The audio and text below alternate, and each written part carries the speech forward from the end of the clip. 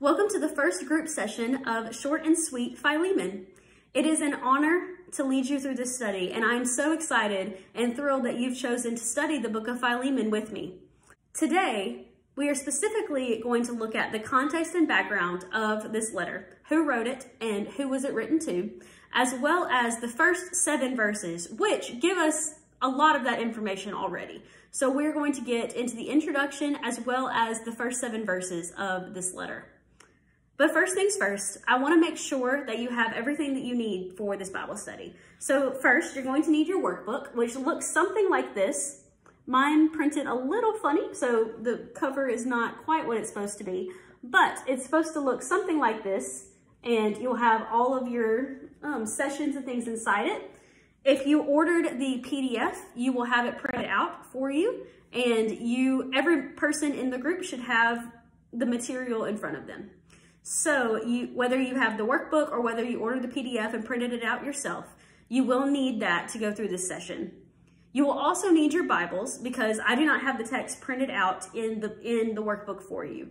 So if someone does not have a Bible in your group, try to find one and see if you can get one together for them. But you will all need your Bibles because that is how you're going to read the actual letter of Philemon, which is the whole point of this study. So you need your Bibles and you need your workbook. This video is only an introduction. It's not going to go through the whole study for you. So you will need both of those things as you get ready to study on your own. But lucky for us, Paul, he gives us a lot of the background information in the first 3 verses. He tells us who wrote it and who he is writing to. He and Timothy was one of Paul's disciples, one of Paul's companions, and someone that Paul led to the Lord and discipled. So Timothy is helping Paul write this letter. Paul is the main writer, but Timothy is the other author of this letter. And they're writing it to 4 specific recipients. The first is Philemon, which makes sense because that's who the book is named after. The second is Apphia. The third is Archippus. And the 4th is the church in general that met in Philemon's house. There are some fast facts about each of those people and each of those recipients, as well as the authors, both Paul and Timothy, in your workbook. So I'm not going to go through those right now because you can read them in your workbook. But it is important that you know who those people are. And there's one specific thing that I would like to highlight concerning Philemon because it is that important for you to understand. I want to make sure that you understand that Philemon was not just an average person and not just an average Jew. In fact, he was not a Jew at all. He was actually a Roman citizen. He was a Gentile.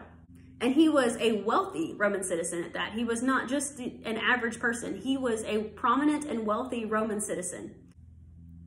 And that is important for you to understand because Paul is going to ask something that is a pretty big deal for a Roman citizen to do, much less a wealthy Roman citizen. And as you go through the next 3 sessions and read the rest of the book, you will get an idea of why this request is so important and why it is so radical for Philemon to do, because it is something that flips his entire culture upside down. But it's also something that Jesus would do, and it's something that was important for Philemon to do, and that is why Paul asked him to do it. But Philemon was not only known for his wealth and for his citizenship of Rome. Philemon was also known for his character, which is why Paul spends verses 4 through 7 complimenting him and encouraging him. Philemon loved Jesus, and his love for Jesus was contagious and very, very evident to those around him. Philemon led his church family well, and led his own family well, and led them toward Jesus. He led them to love Jesus more and to follow Jesus. And Philemon was also known for how he shared Jesus with others. Philemon was known for how well he shared the gospel with those around him. And Paul wrote that Philemon gave him great joy because Paul loved to hear from others about what Philemon was doing and how Philemon was being faithful to the gospel. Philemon lived out his love for Christ, and people knew that, and people noticed, and people wanted to be a part of that. But Paul is not merely writing this letter so that he can compliment Philemon. He has a big question for him, and he has something that he wants Philemon to do.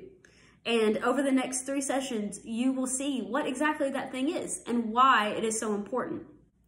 I pray that as you read and work through this workbook together, that you will grow closer to the Lord and that you will gain more knowledge of his word and grow to love his word more, just as I have as I was preparing for this Bible study.